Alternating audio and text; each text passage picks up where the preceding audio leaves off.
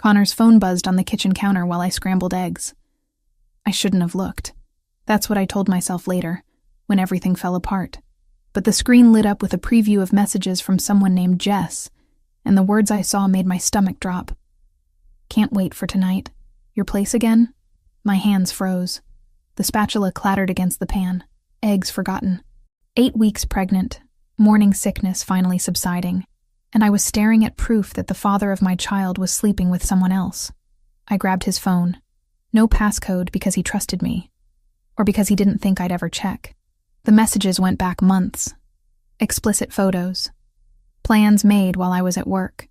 Translating documents in our tiny apartment. Believing we were building something real. Something worth keeping. Connor walked in, towel around his waist, hair still wet from the shower. He saw me holding his phone and his face changed. Not guilty. Annoyed. Madison. Who's Jess? My voice came out steadier than I felt, which was something of a miracle given my hands were shaking. He sighed like I'd inconvenienced him. A friend. Friends don't send pictures like this. Look, I was going to tell you. He grabbed the phone from my hand. Not roughly, but with enough firmness to make his point clear. This isn't working. You and me. I'm not ready to be a father. You said you wanted this baby. I lied. He said it so casually, like admitting he'd lied about liking my cooking or enjoying my favorite movie. I thought I could do it, but I can't. And honestly, I'm not even sure it's mine. The accusation hit harder than a slap would have. I'd never been with anyone else. He knew that. We'd been together for 2 years, lived together for 6 months.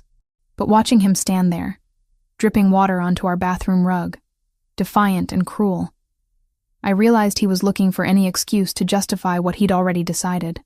Get out. This is my apartment, Madison. My name on the lease. You should pack your things. Now? I was shaking. Though whether from rage or shock I couldn't tell anymore. In the middle of the night? I'm calling Jess. She's coming over. So yeah, now would be good. I didn't pack. Didn't take the time to sort through 2 years of accumulated life. I grabbed my keys, my phone, my wallet, and walked out into the February cold, wearing jeans and a sweater that didn't keep out the chill. My car was parked 3 blocks away because parking in Billings was terrible even in winter. By the time I reached it, tears blurred my vision, and my fingers were numb from more than just temperature.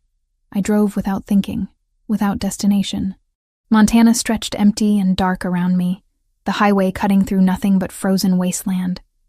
Snow started falling, light at first, then heavier. Big flakes that stuck to the windshield faster than the wipers could clear them, building up at the edges. I wasn't dressed for this. Wasn't prepared for anything, really. 26 years old, 8 weeks pregnant with a man who just told me he didn't want our child, didn't want me, maybe never had. My parents were dead. My best friend Camilla was traveling for work. I had exactly nobody. My phone buzzed repeatedly with texts from Connor, but I didn't look. Couldn't. Didn't want to read whatever justifications or accusations he'd decided to throw at me now that I wasn't there to defend myself. The Highway 3 stretched ahead, deserted and treacherous. Most people had enough sense to stay home during a Montana blizzard. But I kept driving, because stopping meant thinking, and thinking meant braking completely. I didn't see the deer until it was directly in front of me. I jerked the wheel hard, too fast. The tires lost traction on black ice I hadn't known was there. The car spun in a sickening rotation that seemed to last forever and no time at all. Then impact. The sound of metal crumpling, glass shattering, the sensation of flipping, the world turning upside down and sideways. Pain sharp and bright across my forehead. Darkness swallowing everything. When I came to, everything was sideways. My seatbelt dug into my chest and shoulder, holding me suspended at an awkward angle. Broken glass glittered in my lap, like deadly confetti. Blood ran warm down my temple, dripping onto the deflated airbag below me. The metallic taste filled my mouth. I fumbled for the seatbelt release with fingers that wouldn't cooperate properly. It clicked after 3 tries. I fell hard against the passenger door, which was now beneath me. The car had rolled at least once, maybe twice. Smoke rose from somewhere under the hood, acrid and threatening. The baby. Panic cut through the haze of pain and confusion. I pressed my hand to my stomach, searching for pain beyond the obvious injuries. Nothing acute, but I needed help. Needed a hospital immediately. Needed someone to tell me my baby was okay. I kicked at the driver's side window until it shattered outward, safety glass exploding into the night. Cold air rushed in, stealing my breath and shocking my system further. I hauled myself through the opening, glass cutting through my jeans, my palms leaving bloody smears on the frame. Snow soaked through my clothes immediately, melting against heated skin before the cold could penetrate. The car was 20 feet off the road, crumpled against a pine tree that had probably saved my life by stopping the roll. I couldn't see any lights anywhere. No houses, no other vehicles, no signs of civilization. Just snow falling thick and fast, burying everything in white silence that felt suffocating. I tried to stand. My legs shook violently, barely holding my weight. Cold bit through my inadequate clothes, and I realized with detached horror that I was going into shock. I needed to stay warm, needed to move, needed to do something other than stand here bleeding into the snow like an idiot. I stumbled toward the highway, leaving dark footprints that filled in behind me within seconds. Each step felt heavier than the last. My vision swam, doubled, then cleared slightly before blurring again. Blood loss or hypothermia? I didn't know which. Both, probably. Help. I tried to shout it, but it came out as barely a whisper. There was no one to hear anyway. Just me and the endless Montana night swallowing everything. I made it maybe 50 yards before my knees gave out. Snow cushioned my fall, soft and almost welcoming. I couldn't get back up. Couldn't feel my fingers anymore. Couldn't feel my toes. Couldn't feel much of anything except a spreading numbness that almost felt peaceful in its own terrible way. This is how I die, I thought, with strange clarity. Alone in the snow because I was stupid enough to drive angry in a blizzard. Because Connor didn't want me. Because I'd always been forgettable, replaceable. I thought about my baby. 8 weeks, barely formed. Would never know I'd wanted them even when their father didn't. Would never know anything at all. Headlights cut through the white curtain of snow. For a moment I thought I was hallucinating, my brain shutting down and offering comfort in my final moments. But the lights grew stronger, and I heard an engine. A vehicle slowing, stopping. Doors opened. Voices, low and urgent. "Boss, we should keep moving. The roads are getting worse by the minute. There's someone in the snow." Footsteps crunching closer through the drifts. I tried to lift my head, couldn't manage it. Strong hands turned me over gently, carefully checking for neck or spine injuries with practiced efficiency. A man's face appeared above me, dark eyes scanning my wounds with clinical precision. He was younger than the authoritative voice suggested, mid-30s maybe. Handsome in a way that seemed almost cruel, all sharp angles and focused intensity. A thin scar marked his chin, pale against olive skin. "Can you hear me?" I managed a nod, small and weak. "We're going to get you out of here." He didn't ask if I needed help. Didn't waste time with questions I couldn't answer coherently. He simply slid his arms under me and lifted as if I weighed nothing at all. I should have been scared. Should have questioned why someone was on this empty highway at this hour. Why he looked like he'd just walked out of a board meeting despite the weather. Why his companion called him boss with that particular tone of deference. But consciousness was slipping away again, and his chest was warm against my frozen skin. That was all that mattered. Hospital, I mumbled through numb lips. Pregnant. His arms tightened fractionally around me, almost protective. How far along? 8 weeks. "Franco, we're not going to Billings General. Boss, she needs..." "We just left a meeting with Verciani. You think they won't have eyes on the hospital? We take her to the estate, call Fontanelli. Tell him to be ready for hypothermia, head trauma, possible internal injuries." I wanted to protest. Wanted to insist on proper medical care at an actual hospital with actual doctors. But darkness pulled at me insistently, and the warmth of the vehicle they placed me in felt like salvation after the cold. I heard fragments as consciousness faded, the man's voice giving orders in tones that expected immediate obedience. Someone responding in clipped, professional tones. The sound of an engine pushing through impossible weather. A phone call being made, medical terms I only half understood. Then nothing at all. Pain woke me. Sharp and insistent behind my eyes, radiating down my neck. I tried to move and immediately regretted it. Every muscle in my body screamed protest. Easy. A male voice, older than the one I vaguely remembered from before. You're safe. Don't try to sit up yet. I forced my eyes open. Soft light filtered through gauzy curtains. The room around me looked like something from a luxury hotel. High ceilings, expensive furniture, walls painted in muted grays. Nothing like the stark white of a hospital room. A man in his 60s stood beside the bed, stethoscope around his neck. Kind eyes examined me with professional concern. I'm Dr. Fontanelli. You were in a serious accident. Do you remember? Fragments came back. Connor. The phone. Driving in the snow. The deer. Flipping. Cold. A man lifting me. The baby. My hand shot to my stomach. Is fine, Dr. Fontanelli said quickly, gently pressing my shoulder back down. Strong heartbeat. 8 weeks along, correct? I nodded, relief making me dizzy. You have a mild concussion, some lacerations that required stitches, and we treated you for moderate hypothermia. But the pregnancy is stable. No bleeding, no cramping. You were very lucky. Where am I? A private residence. You needed immediate care, and the weather made hospital transport dangerous. I looked around again, taking in details I'd missed before. The IV in my arm. Fresh bandages on my hands. Someone had changed me into soft pajamas that weren't mine. Through the window, I could see snow-covered grounds, and what looked like a security fence in the distance. I need to leave. I tried to sit up again. The room tilted. Not advisable. A woman's voice came from the doorway. She was beautiful, late 20s, dark hair pulled back severely. Expensive clothes that screamed attorney or executive. The roads are still closed. Another 12 hours at minimum before plows can get through. She walked in with the confidence of someone who owned every space she entered. I'm Lucia Mancini. My brother is the one who found you last night. Your brother. I tried to piece together the fragments. The man with the scar. Adrian, yes. She pulled a chair closer to the bed and sat with perfect posture. He was returning from a business meeting when he saw your accident. Fortunate timing. There was something in the way she said business meeting that made it sound like anything but. I'd like to thank him. And then I need to go.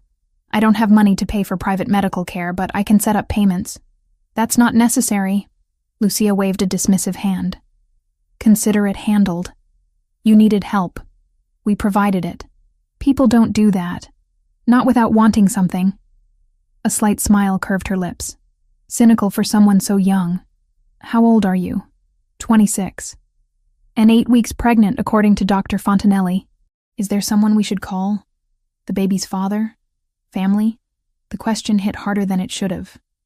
No. No one. Something shifted in Lucia's expression. Not pity, exactly. Understanding, maybe. Then rest. Recover. When the road's clear, we'll arrange transportation wherever you want to go. Dr. Fontanelli checked my vitals one more time, gave instructions about rest and hydration, and left. Lucia stood to follow. Wait. I needed answers. Where exactly am I? 20 miles outside Billings, the Mancini estate. She paused at the door. If you need anything, press the button beside the bed. Someone will come. Someone? We have staff. She said it like it was obvious. Rest, Madison. I hadn't told her my name. But I supposed my wallet had been in my pocket. They would have checked for ID. After she left, I tried to process everything. A private estate with staff. A doctor who made house calls. Security fences. A man called boss by his companion. None of it added up to normal. I looked at my phone on the nightstand, surprised they'd kept it charged. 3% battery, but enough to see a dozen messages from Connor. I deleted them without reading. He'd made his position clear. No messages from Camilla. She was probably still on that work trip to Seattle. Wouldn't even know I'd left Connor yet. I sent her a quick text saying I was okay, staying with friends, would explain later. Not a lie, exactly. Just not the truth. Sleep pulled at me despite the afternoon light. The concussion, probably. Or the trauma of nearly dying. I drifted in and out, aware of someone checking on me periodically. different people, quiet and efficient. When I woke again, evening had settled. A tray of food sat beside the bed. Soup, bread, tea. My stomach growled despite the nausea lurking beneath everything. I managed to sit up this time, moving slowly. The IV had been removed. Someone had left fresh clothes on the chair where Lucia had sat. Soft pants, a sweater. They looked expensive. I was picking at the soup when a knock came. Firm. Deliberate. "Come in." My voice came out rough. The door opened. The man from last night. Adrian Mancini. He looked different in the lamplight. Still imposing. Still handsome in that sharp, dangerous way. But something in his expression was carefully neutral. "You're awake." He stayed in the doorway like he was afraid coming closer might spook me. "How do you feel?" Like I flipped a car. I set down the spoon. "Thank you. For stopping. For bringing me here. I'd be dead if you hadn't. You were lucky we came along that road when we did." He moved into the room but kept distance between us. "Dr. Fontanelli says you can travel in a day or two. Once you're cleared, I'll have someone drive you wherever you need to go. I don't have anywhere to go."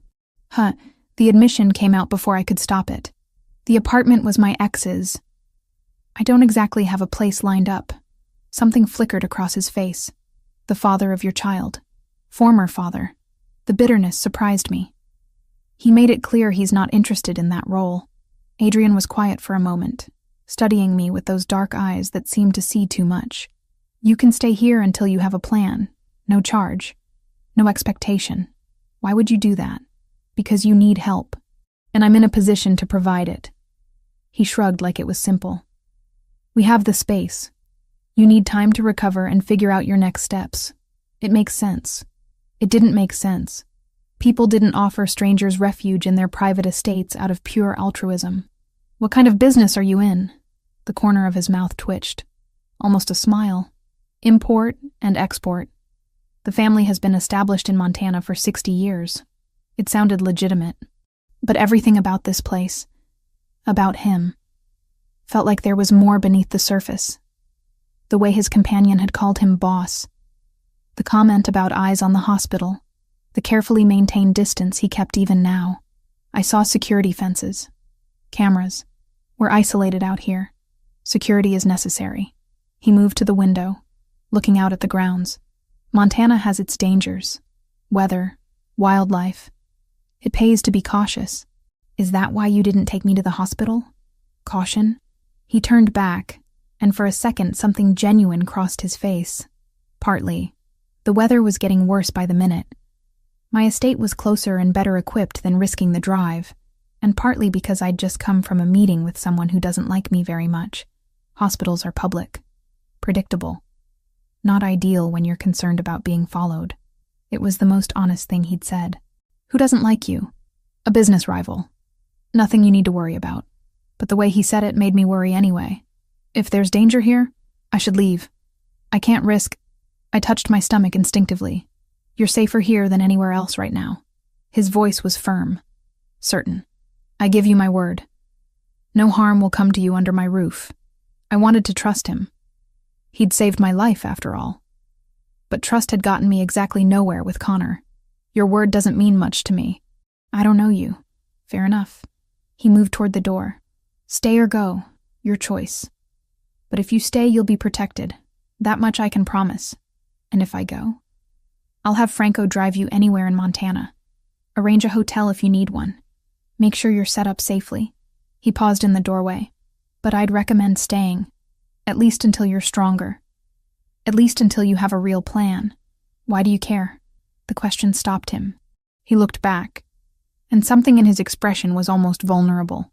"Because leaving people to freeze in the snow isn't who I am. And because you're pregnant and alone, and I can help. That should be enough." He left before I could respond. I stared at the closed door, trying to understand what I'd just agreed to, by not immediately refusing. A private estate with security. A doctor on call.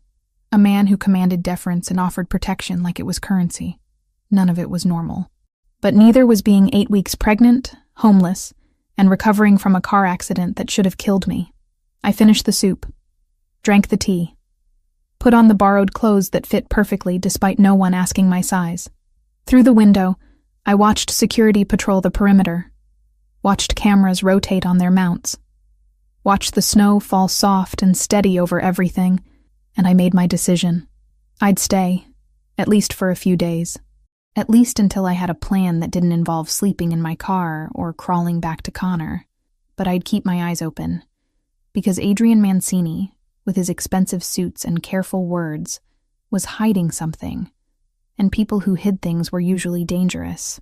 I just hoped I hadn't traded one bad situation for something worse. The first 72 hours passed in a strange suspension of reality. Dr. Fontanelli checked on me twice daily.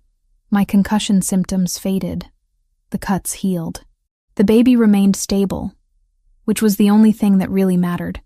Lucia brought me books, asked about my work as a translator.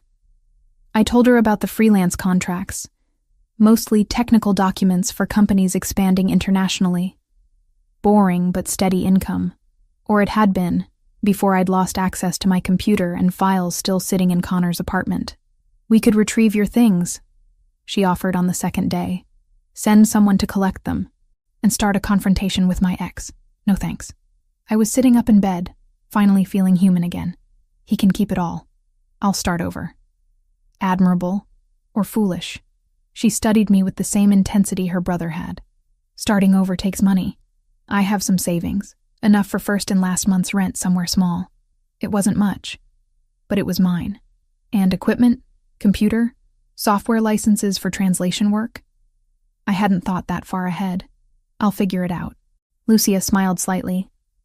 You know, we occasionally need translation services, contracts with Italian suppliers, business correspondence. If you're interested, I could use help with a backlog. You're offering me work? I'm offering you an opportunity to earn money while you recover and plan your next move. Mutually beneficial.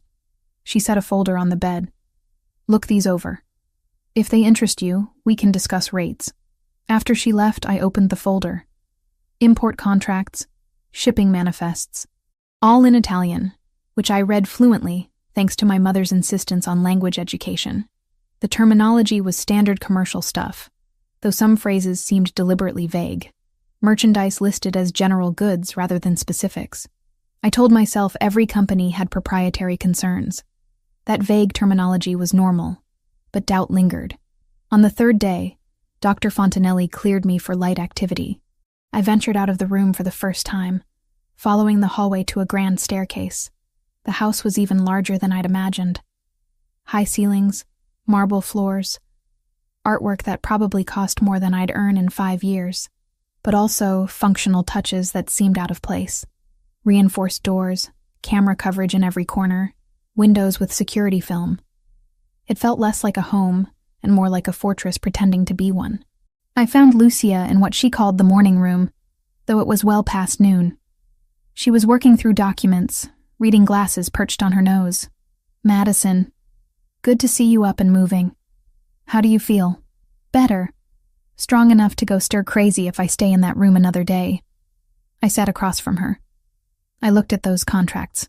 The translations are straightforward, but some of the terminology is unusual. How so? Vague.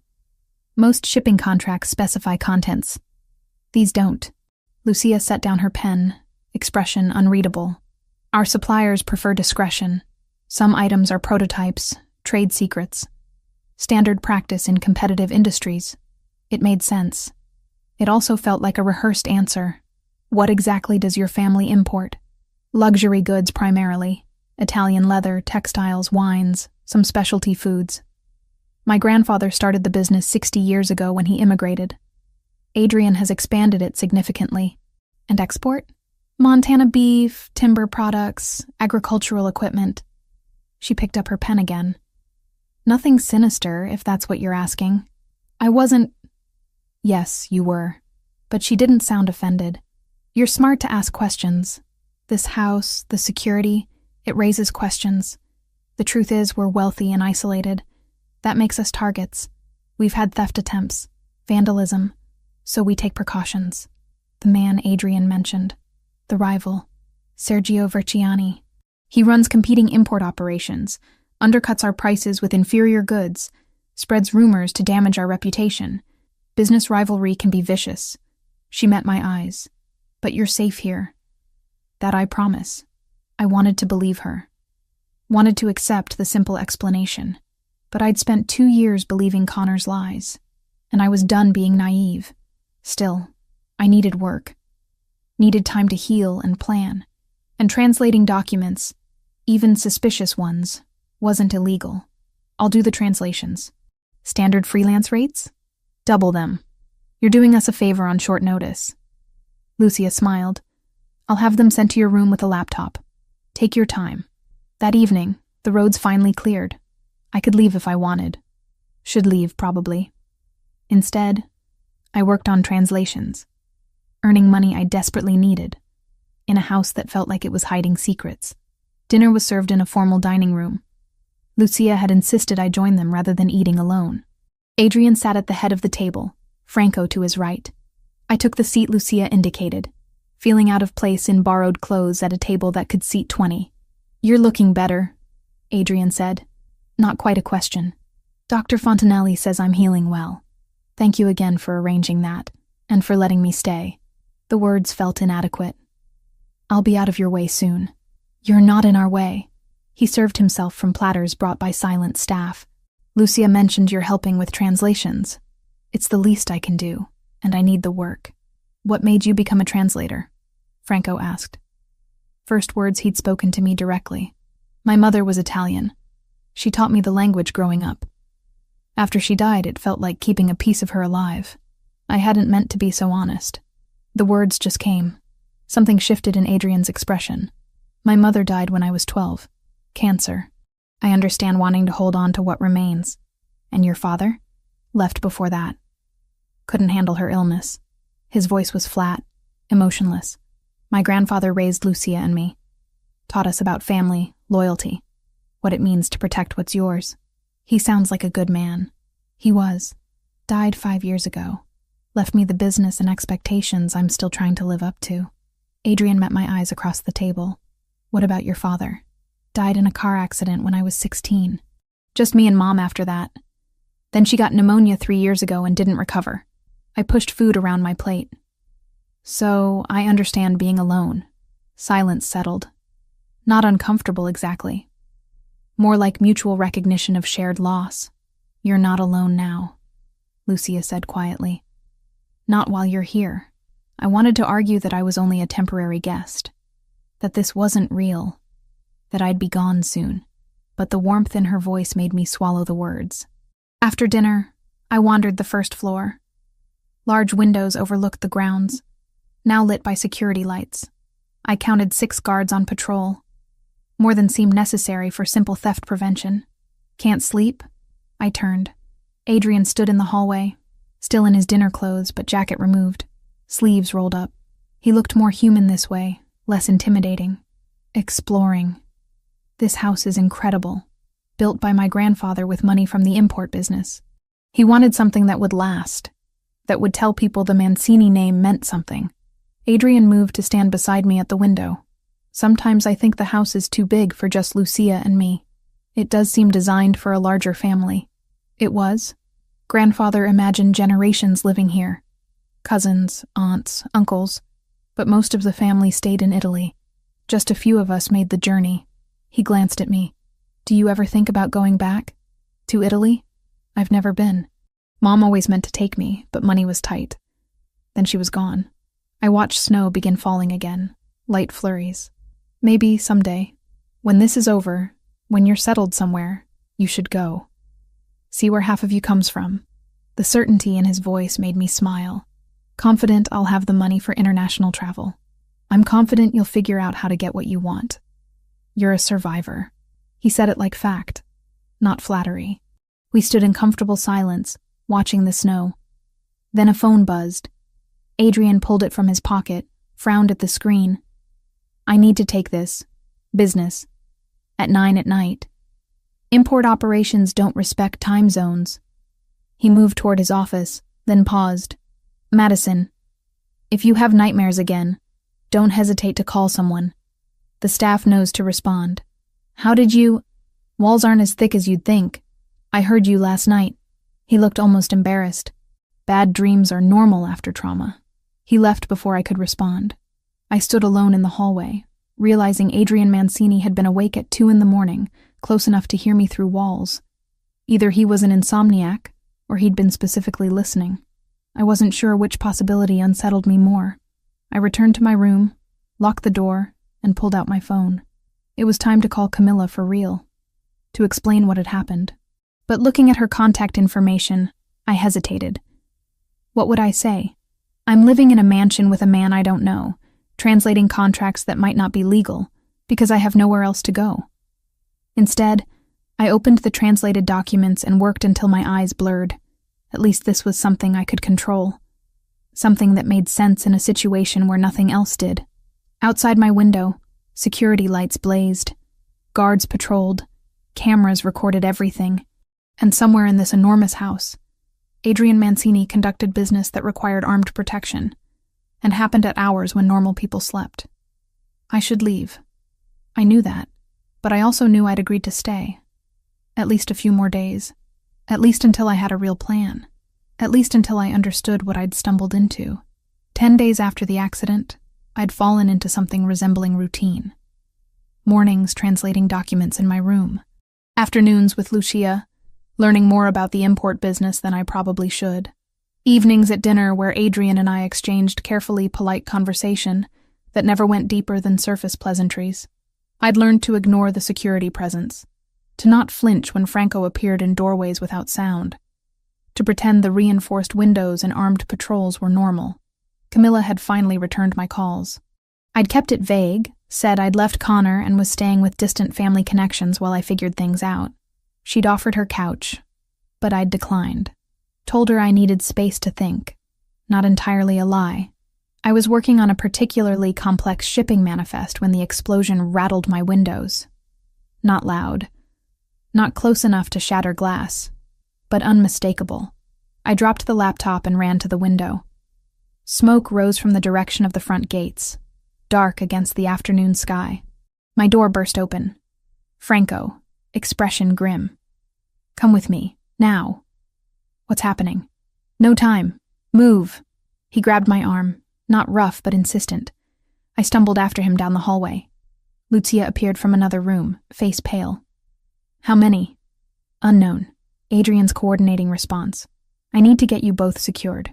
Franco led us toward the back of the house, to a door I'd never noticed before. Heavy steel disguised to look like wood paneling. What about Adrian? Lucia demanded. Following protocol. He'll join you when the perimeter is secure. Franco punched a code into a keypad.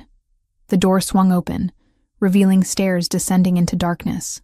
My heart hammered against my ribs. This wasn't theft prevention. This was military-grade security for an active threat. The stairs led to a basement room that looked more like a bunker. Concrete walls. Emergency supplies lined in neat rows. Communications equipment. And guns. Multiple rifles secured in a locked case. Stay here. Don't open the door for anyone but Adrian or me. Franco handed Lucia a phone. Direct line to security command. Use it if anything goes wrong. Franco, Lucia started. But he was already gone, the door sealing behind him with a definitive click. I turned to Lucia, whose composure had finally cracked. What the hell is going on? Sit down, Madison. No. I want answers. Real ones. That wasn't a theft attempt. That was an attack. Lucia moved to the communications console. Flip switches. Static crackled. Then voices. Men reporting positions. Someone saying the south fence was breached. Adrian's voice, calm and commanding, directing response. Lucia. My voice came out harder than I intended. Tell me what your family really does. She looked at me for a long moment, making calculations, weighing risks. Finally, she sighed. Import and export. That part is true. But not just legal goods. So you're criminals. We're survivors in a world that doesn't offer many legitimate paths to power for immigrant families. She sat, suddenly looking tired. My grandfather came here with nothing. Built an organization that protected our community, provided for people the system ignored. Yes, some of it operates outside the law. But we have rules. No human trafficking. No drugs that destroy lives. No violence against innocents. Those are pretty specific rules for a legal business. They're rules my grandfather established when he realized legitimate business alone wouldn't keep the family safe, wouldn't give us leverage against people like Verciani. I sank into a chair, processing. Sergio Verciani, the rival Adrian mentioned. He's not just a business competitor, is he? He represents the Cartel del Golfo. They're expanding north through Montana, using the Canadian border as a new route. Adrian's been blocking their access to distribution networks, refusing partnerships that would compromise our rules. Lucia rubbed her temples. 6 weeks ago, Verciani made it clear he'd take what he wanted by force if necessary. And I'm caught in the middle of a gang war. You're under Adrian's protection. That means something in this world. I didn't ask for protection. I didn't ask to be pulled into this. But even as I said it, I knew it wasn't fair. Adrian had saved my life. The alternative was freezing to death in the snow. Above us, muffled sounds suggested the fight continued. Gunfire, brief and controlled. Shouting in Italian. I thought about the baby. About how spectacularly I'd failed at providing a safe environment before it was even born. Connor's rejection. A car accident. And now actual combat happening over my head. I need to leave. As soon as this is over, I need to get out of here. Where will you go? Lucia's question was gentle. You have no apartment, limited funds, no support system. At least here you're protected. Protected or imprisoned. There's a difference. Believe me, 15 minutes passed. 20. The voices on the radio reported perimeter secured, intruders neutralized or fled. Adrian's voice cut through. Status on Lucia and Madison? Secure in the safe room, boss. I'm coming down. 2 minutes later, the door opened. Adrian stepped through and my breath caught. Blood streaked his left arm, soaking through his shirt. Not his blood, I realized, seeing the perfectly controlled way he moved. Or not entirely his blood. Everyone okay? His eyes found me first, scanning for injury. We're fine. You're not. Lucia stood, reaching for a first aid kit mounted on the wall. Let me see that arm. It's superficial, graze from flying debris, but he let her push up his sleeve, revealing a shallow cut across his forearm. Nothing serious, but enough to bleed. Lucia cleaned it efficiently while Adrian watched me. I'm sorry you had to see this. Had to be part of it. What was it? Really? A probe. Verciani testing our defenses, seeing how we respond. Adrian winced as Lucia applied antiseptic. They hit the gates with enough force to gauge response time, then retreated. Professional. And now they know about me. The realization settled heavy. They saw Franco move us. They know you have people here worth protecting. Adrian's jaw tightened. Yes. So I'm a liability. A target they can use against you. You're someone under my protection. He pulled away from Lucia, sleeve rolled down. That makes you untouchable by the rules we all operate under. Verciani knows that. Rules in gang warfare. Sure, those are super reliable. I couldn't keep the sarcasm out. They're more reliable than you think. Break them, and every organization in the region turns against you. Verciani is ambitious, not suicidal. Adrian moved closer, and I saw exhaustion beneath the control. But you're right that staying here puts you at risk. If you want to leave, I'll arrange transport. Set you up somewhere safe with enough money to restart. You'd do that? Just let me walk away knowing what I know? I'd do that because keeping you here against your will makes me no better than the men I fight against. His voice was firm. Stay or go. Your choice. But if you go, understand that Verciani might still see you as leverage. You'd need to be careful. Very careful. The implication was clear. Leaving meant looking over my shoulder indefinitely. Staying meant accepting protection from a man who'd just coordinated an armed defense of his property. I need time to think. Take all the time you need. Adrian headed for the stairs, then paused. For what it's worth, I am sorry. You deserved a safe place to recover, and I couldn't provide that. I failed you in that regard. He left before I could respond. Lucia and I sat in the bunker's artificial light, surrounded by emergency supplies and weapons, while above us men cleaned up the evidence of violence. He means it, Lucia said quietly. If you want out, he'll make sure you're safe.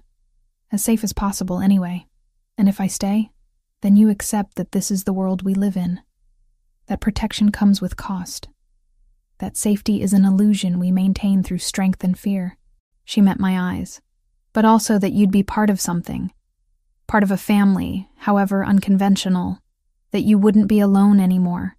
I touched my stomach, where a baby grew completely unaware of the chaos surrounding its existence. Connor didn't want us.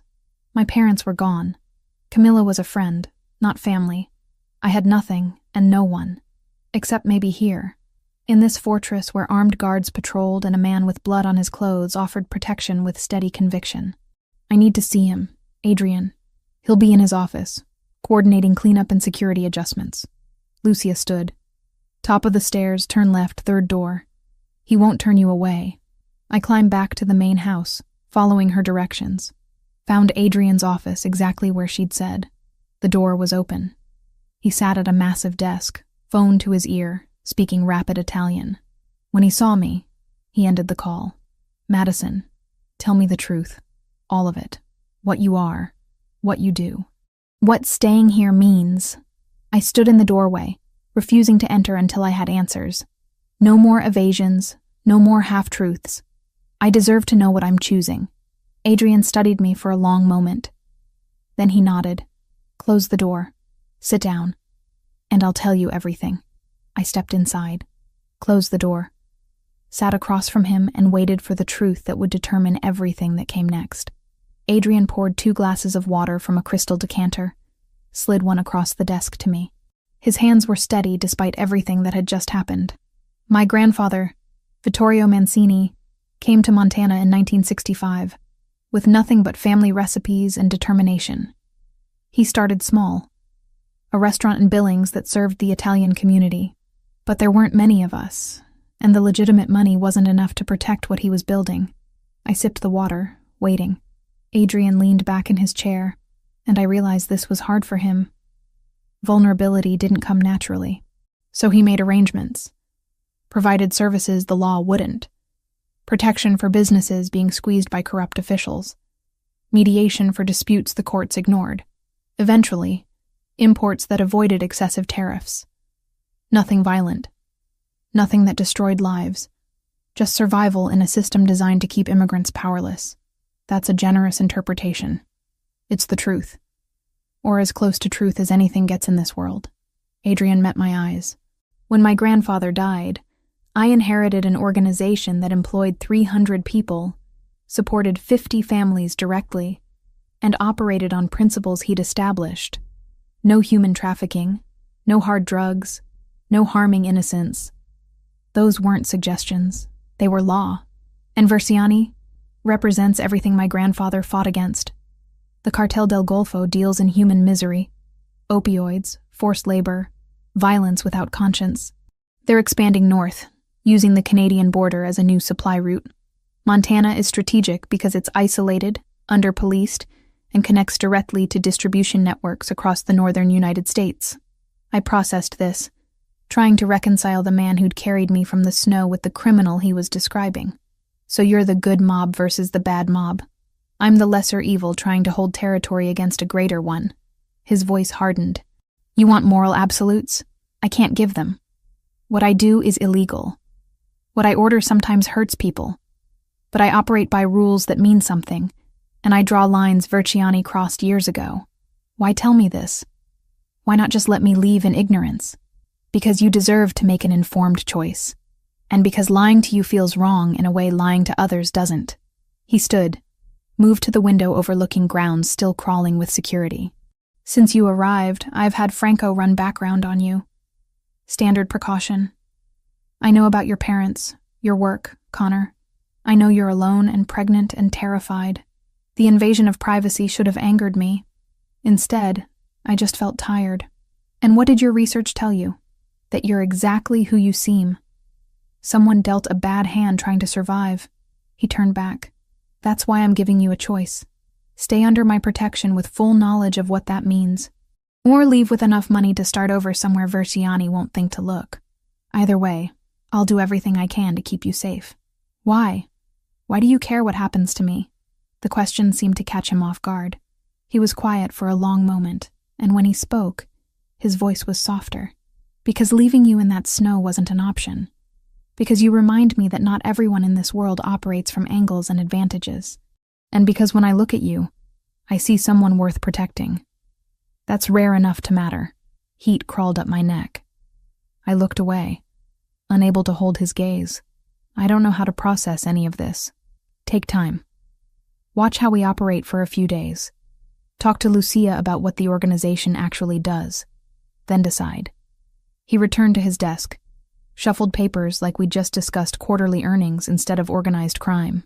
In the meantime, I have a situation to manage. Versiani sent a message today. I need to send one back.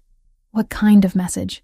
The kind that makes it clear attacking my home carries consequences. His expression went cold, and I saw the other side of Adrian Mancini, the one who commanded armed men and made decisions about life and death. You should rest. This won't be pleasant. I stood to leave, then hesitated at the door. The baby. If I stay, can you promise they'll be safe? I can promise I'll die before I let anything happen to either of you. That good enough? It should have sounded dramatic. Instead, it sounded like simple fact. I nodded and left him to whatever message he was planning. The next 3 days, I watched. Lucia walked me through legitimate operations, showed me import records that were legal and profitable. But she also didn't hide the other side. The gambling establishments the family protected, the import routes that avoided taxation, the enforcement arm that dealt with people who broke agreements. We're not saints, she told me over coffee in the morning room. But we're not demons either. We provide structure in spaces where law has failed. We protect people who have no other protection. I saw Adrian with his men, firm but fair. Saw him settle a dispute between 2 businesses without violence. Saw him fund a community center in Billings that served immigrant families. I also saw the edge beneath everything, the readiness for violence, the understanding that power required force to maintain. On the 3rd evening, Adrian found me in the library.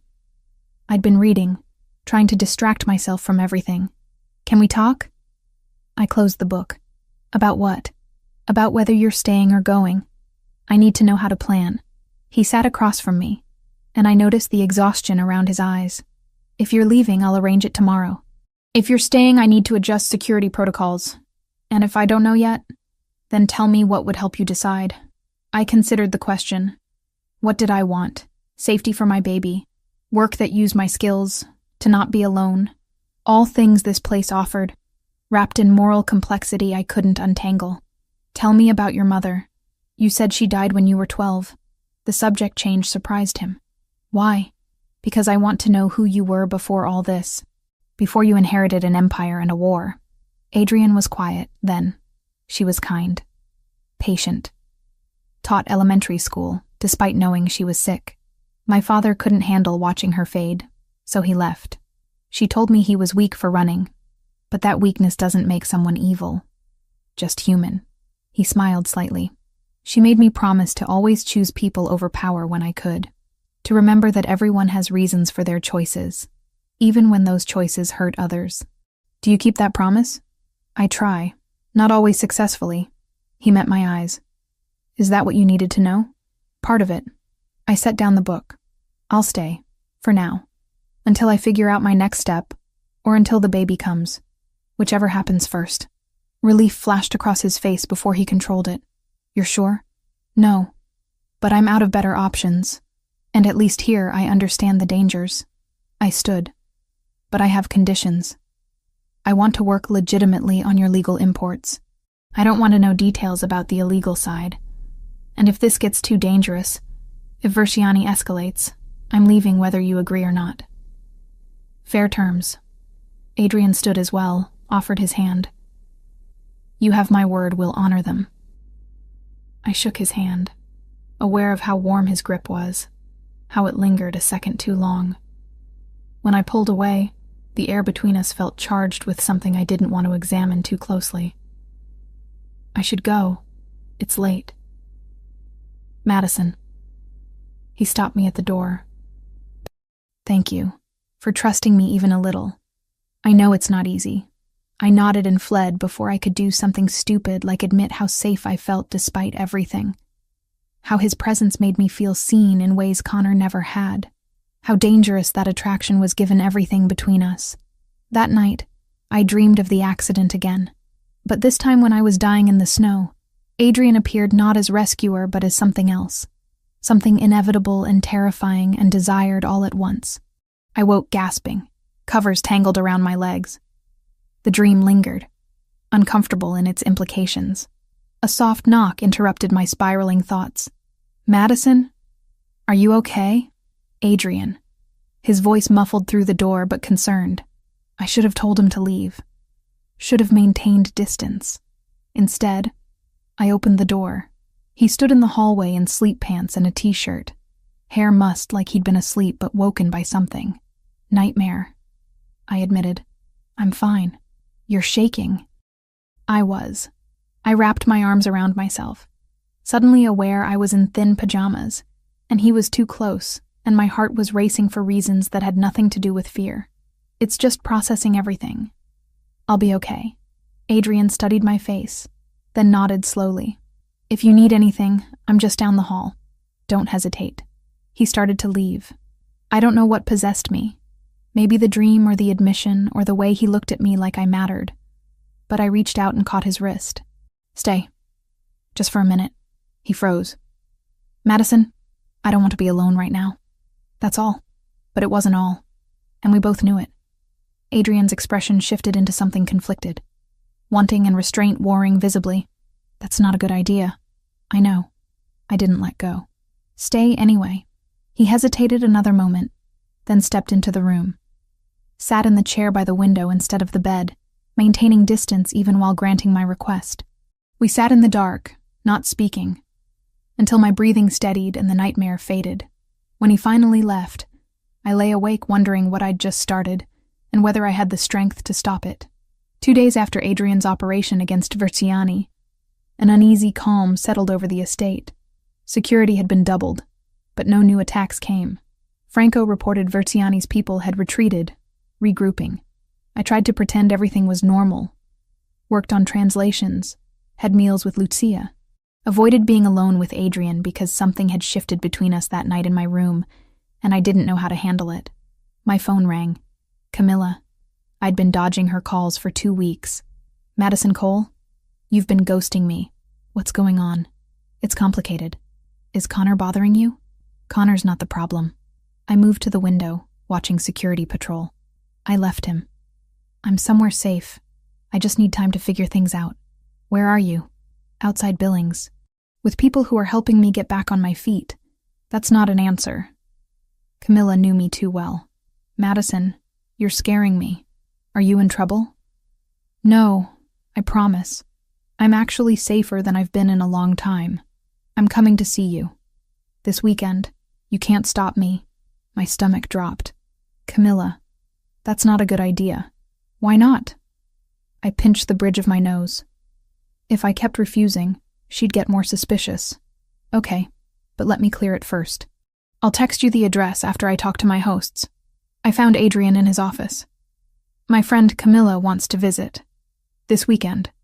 I tried to put her off, but she's persistent. Adrian set down his pen. "You trust her?" "With my life." "Then we'll arrange it. Franco will run a security check. Standard protocol. If she's clear, she's welcome here. Thank you for agreeing to the visit. Madison." He stopped me at the door. "Whatever she says about this place or me, the choice is still yours. I want you to stay because you choose to, not because you feel obligated." Franco ran his check. Camilla came back clean. Saturday afternoon, she arrived in her beat-up Honda, eyes widening at the security gates. "Madison, what the hell?" I met her in the driveway, hugging her tight. "I know. It's a lot." "A lot?" "This place looks like a fortress." We went to my room. She examined it with shock. "Who are these people?" I sat on the bed. "After I left Connor, I got in a car accident. Bad one. The man who owns this estate found me and brought me here to recover. His sister offered me translation work. Translation work that pays enough for you to live in a mansion? I'm not paying rent. They're letting me stay while I figure out my next move. I took a breath. Camilla, I need to tell you something else. I'm pregnant. Her eyes went wide. What? Almost 11 weeks now. Connor didn't want it. That's why I left. Are you okay? Is the baby okay? We're both fine, Doctor. Fontanelli has been monitoring everything. The people here have been really good to me. Dr. Fontanelli, who makes house calls to a fortress? Camilla's suspicion sharpened. Madison? What aren't you telling me? Before I could answer, Lucia knocked. Sorry to intrude. I wanted to introduce myself. Lucia Mancini. She entered with confidence. Camilla stood, shaking her hand warily. Camilla Santos, Madison's friend. I've heard nice things. Lucia smiled. I hope you'll join us for dinner tonight. My brother would like to meet you. Your brother who runs this place? Adrian, yes. 6:30 in the formal dining room. After Lucia left, Camilla rounded on me. That woman is either a lawyer or a mob wife. Real explanation, Madison, not the sanitized version. So I told her. Not everything. I left out details about the full extent of operations, but I told her enough. That the Mancini family ran businesses in gray areas. That they'd protected me when I had nowhere else to go. Camilla listened, face growing more horrified. You're living with the mob. I'm living with people who have resources and are willing to use them to keep me safe. You need to leave. Come stay with me. And if Verciani's people track me there. If they decide you're leverage, I shook my head. At least here, there's actual protection. This isn't you. You're not someone who gets mixed up in criminal enterprises. I'm someone who's pregnant and alone and trying to survive. The words came out harsh. You think I want this? But it's better than the alternatives. It's better than being on my own with a target on my back. You don't know that. Then I'll leave when it feels wrong. But right now, this is where I need to be. Camilla looked at me for a long time. Okay, but I'm staying close, checking in. And the second this feels wrong, you call me. Promise. I promise. When 6:30 came, we went downstairs. The dining room looked like something from a movie. Adrian sat at the head in a dark suit. Franco and Lucia flanked him. They stood when we entered. Camilla, thank you for joining us. Adrian's voice was warm but formal. I'm Adrian Mancini. Please sit. Dinner was uncomfortable despite attempts at normalcy. Lucia guided conversation to safe topics. Adrian asked Camilla polite questions about her design work. She answered briefly, never relaxing. During dessert, Camilla set down her fork and looked at Adrian. So what happens when Madison wants to leave? Can she just walk out? The table went silent. Adrian met her challenge. She's free to leave whenever she chooses. I've made that clear from the beginning. And you just let her go? No strings? I'd make sure she went somewhere safe with resources to start over. Just like I promised. His voice was steady. Your friend isn't a prisoner. She's a guest I'm doing my best to protect. From threats that exist because of your world. That's fair. Adrian didn't look away. But the threats exist whether she's here or not. At least here, I can do something about them. Camilla studied him, weighing his words. Finally, she nodded. She trusts you. I don't know why, but she does. So I'm going to trust her judgment. But I'm also going to be watching. I'd expect nothing less from someone who cares about her. Adrian's expression softened. For what it's worth, I'm glad Madison has you. The tension eased fractionally. When dinner ended, Camilla pulled me aside. He cares about you. Like, really cares. You see that, right? It's not like that. Madison, he looks at you like you're precious. She squeezed my arm. Just be careful. Men like that, men with that kind of power, they're dangerous even when they mean well. I know. But even as I said it, I wondered if I was being careful enough. Camilla stayed the night, left the next morning with promises to call daily. As I watched her drive away, I felt the weight of my choices settling heavier. I'd chosen to stay, to accept protection from a criminal, to let myself feel safe in a place built on violence. And somewhere in the back of my mind, I wondered when safe had started feeling like home. That afternoon, I was translating in the library when Adrian found me. He looked troubled. We need to talk. There's been a development. My stomach clenched. What kind of development? Verciani reached out. Wants to meet. Says he has information about your friend Camilla that I need to hear. Adrian's jaw was tight. It could be a trap. Or it could be legitimate intelligence. Either way, I can't ignore it. What kind of information about Camilla? He wouldn't say over the phone. But he mentioned her by name, Madison. That means he's been watching, tracking connections. Adrian moved closer. I wanted you to know before I went. Franco will stay here with enhanced security. You and Lucia will be protected. You're going alone? With a team. But yes, I'm going. He touched my shoulder briefly. If something happens to me, Franco has instructions. You'll be taken care of, kept safe, I promise. Don't talk like that. I have to be realistic. His hand lingered. But I'll come back. I always do. He left that evening, taking 20 men with him. I watched from my window as the convoy of vehicles disappeared down the drive. Lucia found me an hour later, 2 glasses of wine in hand. She kept one, offered me the other. I can't. The baby. Right, sorry. She sat beside me, sipped her wine. He'll be fine. Adrian survived worse than Verziani. That's supposed to be comforting? It's supposed to be truth. She looked at me. You're falling for him. I wanted to deny it. Couldn't. It's complicated. Everything about Adrian is complicated, but he's also the most loyal person I know. If he cares about you, and he does, he'll move heaven and earth to keep you safe, even if it means walking into traps. Especially then. Lucia finished her wine. That's who he is. It's what makes him both the best and worst person to love. Love. The word hung between us, terrifying in its accuracy. Hours passed. Midnight came and went. I couldn't sleep, couldn't stop imagining worst-case scenarios. Finally, at 2 a.m, headlights swept the drive. I ran downstairs, not caring about propriety or caution. Adrian walked through the door looking exhausted but whole. When he saw me, something in his expression cracked. You waited up. What did Verziani say? Later. Right now I just need... He stopped himself, but I understood what he couldn't say. I closed the distance between us. You came back. That's what matters. We stood there in the entrance hall, not touching but close enough that I could feel his warmth. Close enough that the space between us felt alive with everything we weren't saying. Madison, don't. Not tonight. Just be here. Be okay. He nodded slowly. And for a moment, in the silence of the house, it was enough. The morning after Adrian's meeting with Verziani, he finally told me what had transpired. We sat in his office, door closed, while he explained with careful control. Verziani has been tracking Camilla for 3 weeks. He approached her, showed pictures of you here, of the estate, told her that her little brother owed money to some of his associates. My blood went cold.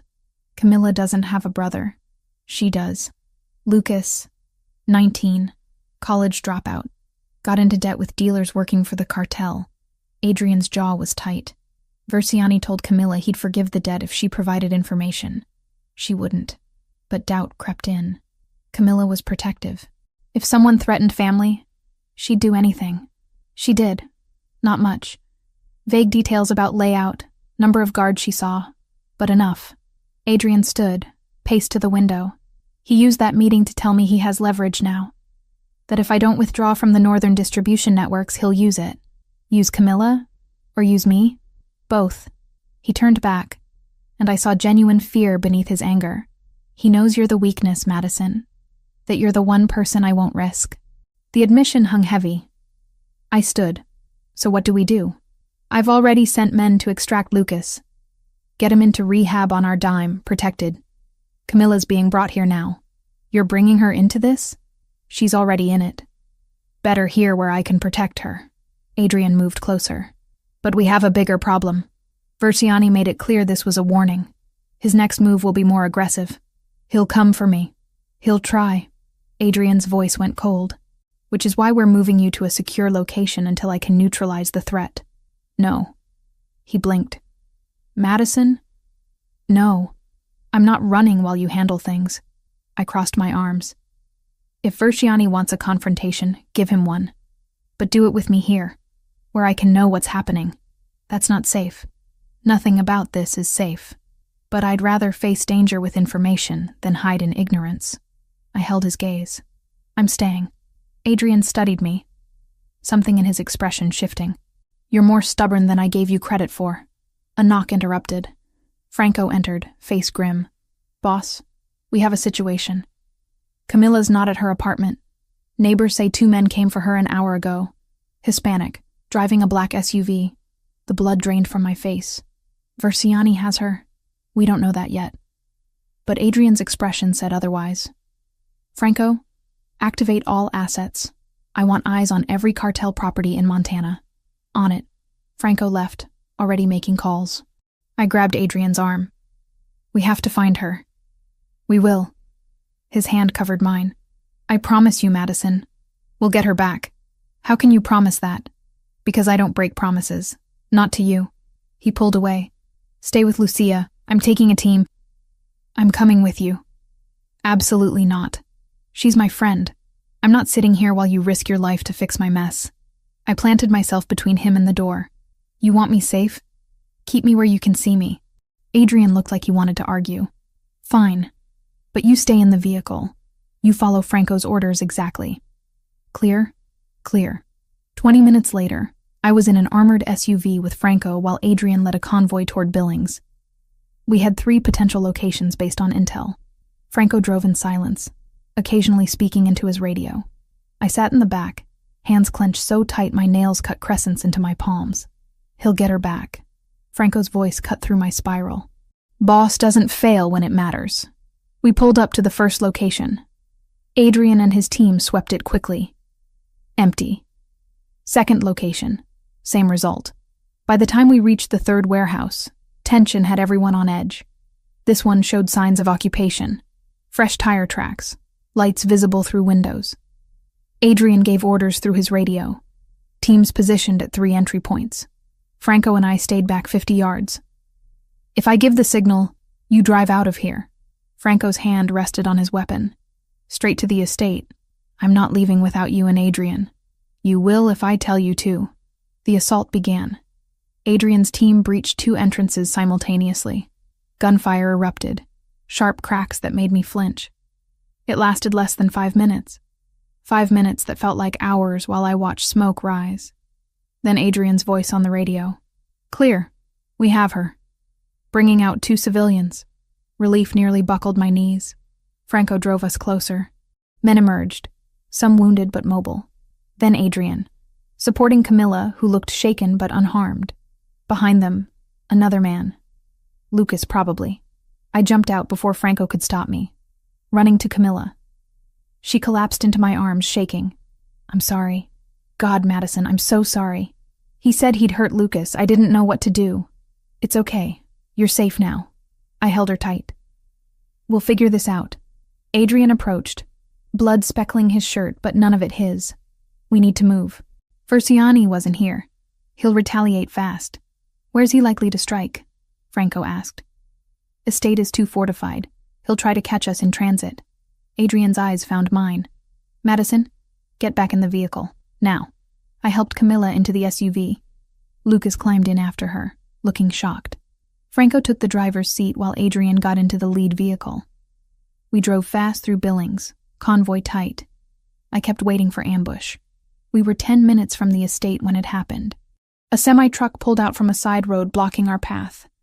The lead vehicle swerved. Our SUV screeched to a halt. Behind us, 2 more vehicles appeared, boxing us in. Contact. Franco's voice was eerily calm. He threw the SUV in reverse.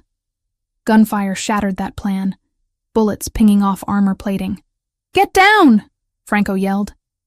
I pulled Camilla and Lucas to the floor. Through the windows, I saw Adrian's team engaging hostiles. A firefight in broad daylight on a Montana highway. Franco returned fire through his window, movements practiced. The SUV's armor held, but we were trapped. Then Adrian was at our vehicle, yanking the door open. Out. Move now. Franco provided cover while we scrambled out. Adrian grabbed my hand, pulling me toward another vehicle that had broken through. Camilla and Lucas ran behind us. Bullets whined past too close. We made it. Adrian shoved me inside. then turned back to cover our rear.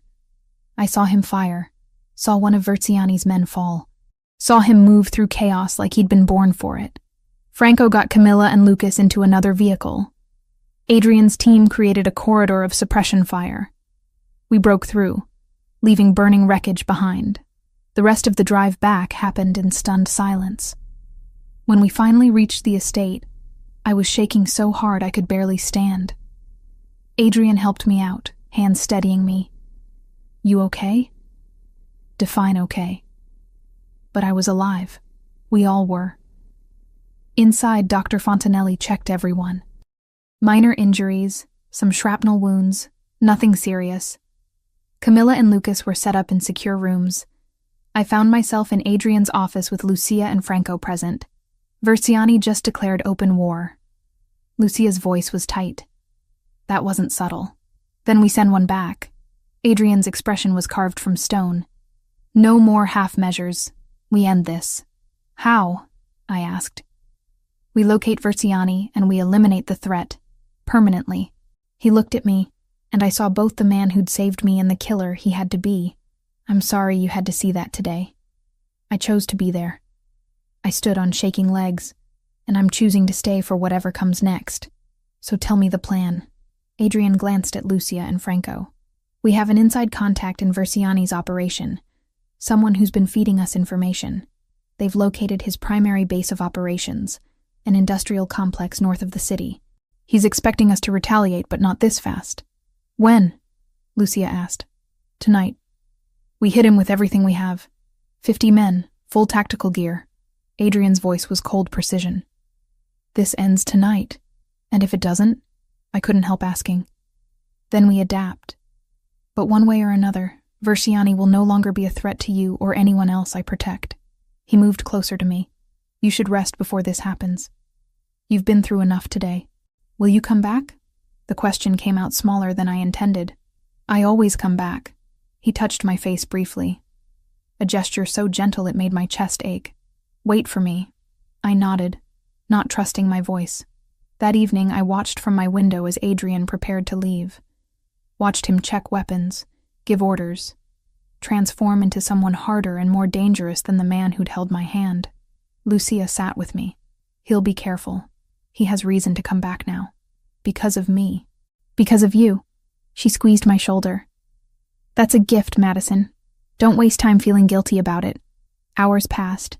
Midnight. 1, 2. Every second felt like eternity. Finally, at 3 a.m, headlights swept the drive. I ran downstairs, heart in my throat. Adrian walked through the door, exhausted, blood-stained, but alive and whole. It's done. He said it simply. Verziani's dead. His operation is dismantled. It's over. I crossed the distance between us, not caring about blood or propriety. I just needed to touch him, to confirm he was real and safe. You came back. I promised. His arms came around me, holding me against his chest. It's over, Madison. You're safe now. Really safe. I let myself believe it. Let myself feel the relief and fear, and something deeper I wasn't ready to name. We stood there in the entrance hall, holding each other, while the weight of what had happened settled around us. The war was over. But whatever existed between Adrian and me was just beginning. A week after Verziani's death, Montana felt different.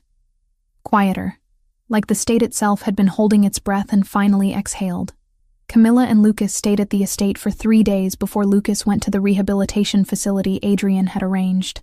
Camilla hugged me goodbye with tears, promising to visit once things settled. She'd seen too much, but she'd also seen how Adrian protected those under his care. That counted for something. The days blurred together in a strange new rhythm. Adrian spent long hours with Franco and Lucia, managing the aftermath. Territories had to be secured. Agreements made with other organizations. The business of crime required as much paperwork as legitimate enterprise. I kept working on translations, now openly handling both legal and questionable contracts. I'd crossed that line. No point pretending otherwise. My pregnancy progressed steadily. 12 weeks became 13, then 14. The morning sickness faded, replaced by a small but visible curve to my abdomen. Dr. Fontanelli checked on me twice weekly, assured me everything was developing perfectly. One evening, Adrian found me in the library reading. He looked less exhausted than he had in days. "Can we talk?" I set down my book. "About what?" He sat across from me, and I noticed he seemed nervous. "About what happens next. For you. For us." My heart rate kicked up. "Okay, the immediate threat is gone. You could leave now, safely. Set up somewhere with resources I'd provide." He paused. "Or you could stay. Not as a guest. As something more permanent." "What does more permanent mean?" "It means I'm asking you to build a life here. With me. With Lucia and the family." He leaned forward. "I know it's complicated. I know what I am. But I also know that when I look at you, I see the only thing that's made sense in years." I couldn't breathe properly. "Adrian, I'm not asking for an answer now. Take time." He moved to the window. "But I need you to know that if you stay, I'll spend the rest of my life making sure you never regret it. That you and that baby have everything you need. You're talking about more than just protection. I'm talking about partnership. About building something real together." He turned back. "I'm talking about love, Madison. Because that's what this is." The word hung between us, terrifying and inevitable. I stood. "I don't know how to do this. How to be with someone like you. How to raise a child in this world you operate in. We figure it out together." He crossed the room, stopped close enough that I could feel his warmth. "But only if you want to. This has to be your choice." I looked up at him, at this man who'd saved me, who'd protected me through a gang war, who'd shown me more loyalty than anyone in my life, who was also a criminal, someone who operated outside every moral boundary I'd been raised with. And I realized I didn't care about the morality anymore. When the man offering you darkness also offered safety and something that felt like home, principles became flexible. "I want to stay." The words came out quiet but certain. "Not because I'm afraid, but because when I think about the future, you're in it." Something fierce and vulnerable crossed his face. He cupped my jaw gently. "You're sure?" Terrified, but sure. I leaned into his touch. "So what does that make us?" "Partners, in everything that matters." He pressed his forehead to mine. "I have a 5-year plan. Transition away from illegal operations, focus on legitimate business. Lucia's working on the legal framework. I'm committed to building something our children could inherit without shame. Our children." The phrase caught me. "Yours is mine if you'll let me claim them. Any others we might have." He smiled slightly. "I want that future. With you." I kissed him. It was messy and desperate, and full of relief that we'd finally stopped dancing around what existed between us. When we pulled apart, he looked at me like I was precious. "Stay tonight, with me. Not for anything physical. Just stay. I want to wake up knowing you're here." "Okay." We went to his room, larger and more lived in than my guest room. He gave me clothes to sleep in, and we lay in his bed in the dark. Then his hand found mine, fingers interlacing. "Thank you," he said it so quietly, "for trusting me. Thank you for finding me in the snow." I squeezed his hand, for saving me in every way that mattered. We fell asleep like that, future uncertain, but less terrifying together. The next morning, Lucia found us at breakfast. She took one look at our intertwined hands and smiled. "About time. Nothing gets past you. I'm a lawyer and his sister. I notice everything." She poured coffee. "So what's the plan?" Adrian looked at me. "Madison's staying. Permanently. We'll need to set up proper legal protections. Already drafted." Lucia pulled out a folder. "Trust documents, medical proxies, inheritance structures. Welcome to the family, Madison." Family. I hadn't had family since Mom died.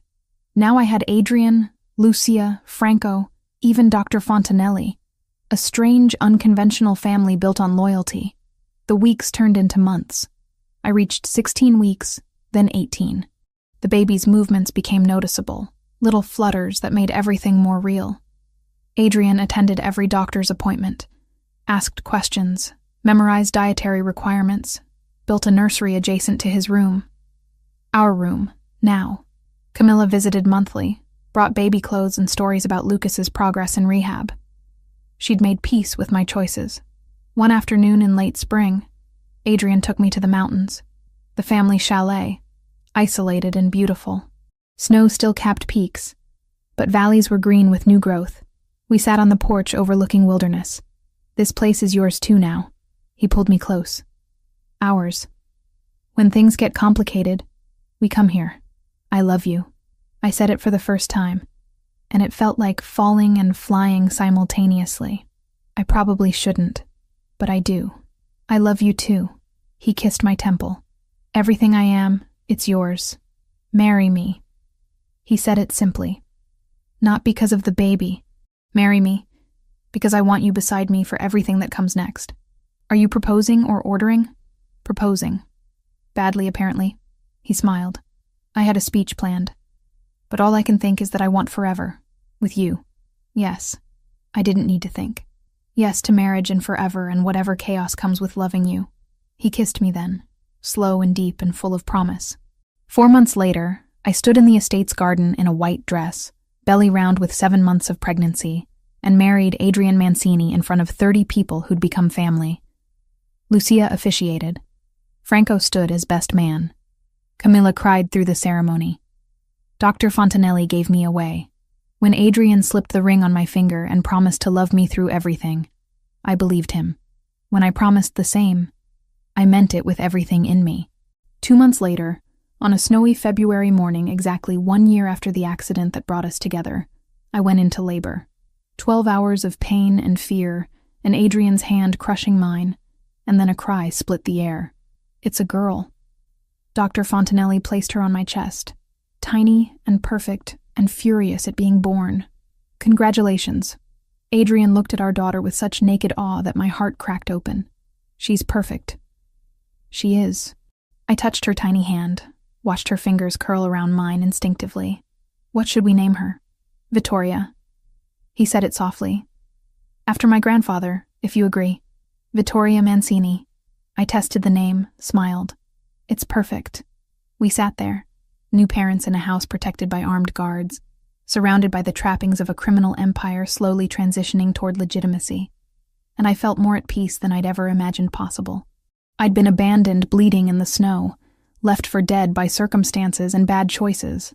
Adrian had found me, saved me, loved me in ways I hadn't known I needed. Now we had a daughter, a future, a life built on foundations that probably wouldn't pass ethical scrutiny, but felt solid enough to last. Lucia brought champagne for everyone except me. Franco actually smiled, which was rare enough to be remarkable. Even the guards who patrolled sent gifts for the baby. That night, after everyone left and Vittoria slept in her bassinet beside our bed, Adrian pulled me close. "Thank you," he whispered against my hair, "for choosing this. For choosing me. Thank you for finding me." I pressed closer, exhausted and sore, and happier than I had any right to be, for giving me a family when I had nothing. "You gave me everything." His arms tightened. "I was just surviving before you. Now I'm living." I fell asleep in his arms, our daughter breathing softly nearby, snow falling outside windows protected by men who'd die to keep us safe. It wasn't the life I'd planned. It wasn't even close, but it was mine, ours, and that was more than enough.